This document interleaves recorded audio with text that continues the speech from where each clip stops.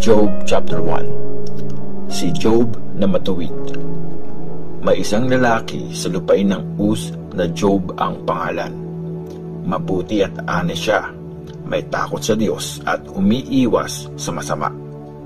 Meron siyang 7 anak na lalaki at 3 anak na babae. May 7,000 siyang tupa, 3,000 na camels, 500 na pares ng baka, 500 na babaeng donkeys, at napakaraming servants. Kaya siya ang pinakamayaman sa lahat ng tao sa East. Ang mga lalaking anak ni Job ay salitan na nagpapaparty sa kani-kanilang bahay. Madalas ito at ini-invite nila ang mga kapatid nilang babae para kumain at uminom. After ng bawat party, tinatawag sila ni Job para sa ritual ng paglilinis. Gumigising ng maaga si Job at nag-aalay ng mga offering na susunugin para sa bawat anak niya. Palagi niyang ginagawa ito kasi iniisip niya, baka nagkasala ang mga anak ko at may nasabi o nagawang nakakainsulto sa Diyos. Isang araw, humarap kay Lord ang mga messengers niya na nasa langit. Kasama sa kanila si Satan. Tinanong siya ni Lord, "San ka nanggaling?" Sumagot si Satan kay Lord, "Nagroronda sa mundo at pag-alagala." At sinabi ni Lord kay Satan, "Anong tingin mo sa servant kong si Job? Wala siyang katulad sa mundo. Mabuti, honest, nag-worship sa Diyos at umiiwas sa masama." Sumagot si Satan kay Lord, "Iwo-worship ka ba niya kung wala siyang napapala sa iyo? Di ba, prinotek mo siya na parang binakuran mo, pati ang pamilya niya at lahat ng meron siya. Blines mo lahat ng ginagawa niya at sobrang dumami ang mga alaga niyang hayop sa buong lupain. Pero tanggalin mo lahat ng meron siya at harapan kanyang isusumpa." Sabi ni Lord kay Satan, "Sige, gawin mo kung anong gusto mong gawin sa kanya, pero huwag mo siyang papatayin." At umalis si Satan sa harap ni Lord. Ang unang pagsubok kay Job. Isang araw, kumakain at nag-iinuman ang mga anak ni Job sa bahay ng panganay nilang kapatid na lalaki. May messenger na nagmamadaling lumapit kay Job at sinabi, habang nag-aararo yung mga baka at kumakain yung mga donkey, may mga umataking Sabians. Ninakaw nila ang mga baka at donkey at pinatay ang mga servants nyo. Ako lang ang nakatakas para magbalita sa inyo. Hindi pa siya tapos magsalita nang may isa pang dumating at nagsabi, tinamaan ng kidlat yung mga tupa at mga servants na nag-aalaga doon. Naubos lahat. Ako lang nakaligtas para magbalita sa inyo. Nagsasalita pa siya nang may isa pang dumating at nagsabi, may sumalakay na 3 grupo ng mga Chaldeans at kinuha nila ang mga camel. Pinatay din nila ang mga servants nyo. Ako lang ang nakatakas para magbalita sa inyo. Nagsasalita pa siya nang may isa pang dumating at nagsabi, kumakain at nag-iinuman yung mga anak nyo sa bahay ng kuya nila. Tapos may malakas na hangin galing sa desert na humampas sa buong bahay at nagiba ito. Nabagsakan at namatay lahat ng tao doon. Ako lang nakaligtas para magbalita sa inyo. Tumayo si Job at pinunit ang damit niya. Inahit niya ang ulo niya, dumapa at nag-worship. Sinabi niya, hubad akong lumabas sa tiyan ng nanay ko. Hubad din akong babalik sa lupa. Si Lord ang nagbigay. Si Lord din ang babawi. Purihin ang pangalan ni Lord. Sa lahat ng ito, hindi nagkasala si Job. Hindi niya sinisi ang Diyos. Job chapter 2. Sinubok ulit si Job. Dumating ang araw na humarap ulit kay Lord ang mga messengers niya na nasa langit. Kasama din si Satan sa mga humarap kay Lord. Tinanong ni Lord si Satan, "San ka nanggaling?" Sumagot si Satan kay Lord, "Nagroronda sa mundo at pagala-gala." At sinabi ni Lord kay Satan, "Anong tingin mo sa servant kong si Job? Wala siyang katulad sa mundo. Mabuti, honest, nag-worship sa Diyos at umiiwas siya sa masama. Matuwid pa rin siya hanggang ngayon kahit na nakonvince mo akong wasakin siya nang wala namang dahilan." Sumagot si Satan kay Lord, "Ibibigay ng tao ang lahat basta lang mabuhay siya. Saktan mo siya at bigyan ng sakit at harapan kanyang isusumpa."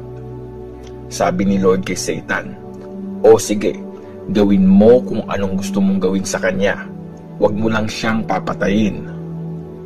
Umalis si Satan sa harap ni Lord at binigyan niya ng nakakadiring sakit sa balat si Job mula ulo hanggang paa. Kumuha ng piraso ng basag na palayok si Job para ipangkamot sa sarili. Nakaupo siya sa mga abo sa may tapunan ng basura. Tapos sinabi sa kanya ng asawa niya, "O ano, nagpapakabuti ka pa rin? Isumpa mo na ang Diyos at mamatay ka na." Pero sinabi ni Job sa kanya, "Hindi mo naiintindihan ang sinasabi mo. Magagandang bagay lang ba ang tatanggapin natin galing sa Diyos? Hindi ba dapat pati ang paghihirap?" Sa lahat ng ito, hindi nagsalita ng masama si Job. Dumating ang mga kaibigan ni Job. Nabalitaan ng 3 kaibigan ni Job lahat ng masamang nangyari sa kanya. Nagkasundong dumalaw sina Elipaz na taga Teman, Bildad na taga Shua, at Zophar na taga Naama para damayan at i-comfort si Job. Nung nakita nila si Job mula sa malayo, di nila siya nakilala. Nang namukhaan nila siya, umiyak sila ng malakas. Pinunit ang damit at nagsaboy ng abo sa ibabaw ng ulo nila. Umupo sila sa lupa sa tabi ni Job ng 7 days at 7 nights. Hindi sila umimik dahil nakita nila yung napakatinding paghihirap niya. Job chapter 3. Nagreklamo si Job. Finally, nagsalita si Job at sinumpa ang araw na pinanganak siya. Sabi ni Job, "Sumpain sana ang araw kung kailan ako pinanganak at yung gabi kung kailan ako nabuo. Balutin sana ng dilim yung araw na yun. Sana kalimutan yun ng Diyos sa taas at di na magliwanag sa araw na yun. Kunin sana yun ng lagim at dilim. Matakpan sana yun ng ulap at takutin ng kadiliman. Mabura na sana yung gabing yun. Mawala na sana yun sa kalendaryo at tuluyang di mabilang sa mga buwan. Wala sanang baby na mabuo sa gabing yun at walang iiyak sa tuwa. Sumpain sana ng mga taga-sumpa ang araw na yun. Sumpain ng mga marunong magpasunod sa Leviathan. Huwag na sanang magningning ang mga stars bago sumikat ang araw. Umasa sana itong dumating ang liwanag pero walang mapala. Ni sinag ng bagong umaga, hindi makita. Dahil pinayagan pa akong mabuo sa tiyan ng nanay ko at hinayaan ako maghihirap ng ganito. Bakit ba di na lang ako namatay sa loob ng tiyan o kaya nalagutan ng hininga pagkapanganak pa lang? Sana di na lang ako kinalong ng nanay ko. Sana di na lang ako pinasuso. Nakahimlay at nananahimik na sana ako ngayon, natutulog at payapa. Kapiling ko na sana ang mga hari at leader na nauna na. Silang mga nagtayo ulit ng palasyo nila. O di kaya nasa libingan ng mayayaman na nag-imbak ng gold at silver sa bahay nila. Bakit ba di na lang ako pinalaglag o pinanganak bilang baby na di nakakita ng liwanag? Sa mundo ng mga patay, di nakakapanggulo ang masasama at ang mga pagod na nakakapagpahinga. Doon, ang mga nakakulong ay payapa. Di nila naririnig ang mga sigaw at utos na nagpapahirap sa kanila. Nandun ang lahat, maliit man o kilala, ang alipin malaya sa master niya. Bakit nagbibigay pa ng liwanag sa lugmok sa kalungkutan at buhay sa taong puno ng pait? Sa mga gusto nang mamatay pero di mangyari at naghahanap ng kamatayan kesa sa kayamanan.